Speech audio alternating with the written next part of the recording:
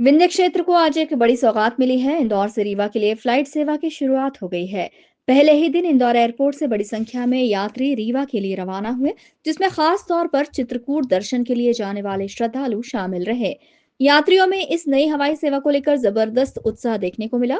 इस दौरान मंत्री कैलाश विजयवर्गीय ने भी अपनी विधानसभा के आर्थिक रूप से कमजोर कार्यकर्ताओं को निशुल्क फ्लाइट में सफर कराया। भारी उत्साह के साथ करीब 40 कार्यकर्ताओं ने मंत्री कैलाश विजयवर्गीय के साथ रीवा की उड़ान भरी। वे सभी मैहर पहुंचकर मां शारदा के दर्शन करेंगे और शाम को वापस फ्लाइट से इंदौर के लिए रवाना होंगे।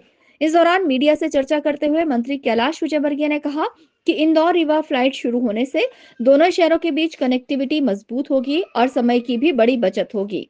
जो सफर पहले कई घंटों में पूरा होता था, अब वो मिनटों में संभव हो गया है। इंदौर से रीवा फ्लाइट चालू हो रही है हमारे डिप्टी सीएम राजेंद्र शुक्ला जी के विशेष प्रयास से, क्योंकि रीवा जाना बहुत मुश्किल होता था। मैं सतना का प्रभारी हूँ, सतना जाने में मुझे भी बहुत तकलीफ होती थी, पर अब सीधे रीवा से सतना 25 मिनट का सफर है, तो सतना मेरा जाना भी बार बार होगा। डिप्टी सीएम साहब की इच्छा थी कि आप आए, तो मैंने कहा मैं अकेले क्यों जाऊँ।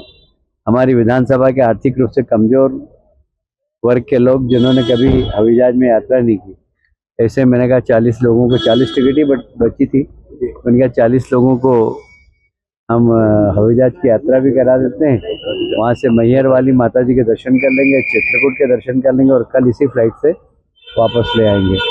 तो वे लोग जो आर्थिक रूप से कमजोर है, जो कभी हवाई जहाज में बैठने का सपना भी नहीं देख सकते थे, आज हम उनके सपने को पूरा करने का काम बहुत फायदा मिलता है, क्योंकि रीवा सतना का ज़्यादा व्यापार उत्तर प्रदेश से और इंदौर को उसमें बहुत फायदा मिलेगा, क्योंकि जब आने जाने की सुविधा बहुत आसान हो जाए तो निश्चित रूप से यहाँ के व्यापार में भी वृद्धि होगी और रीवा के व्यापार में भी वृद्धि होगी।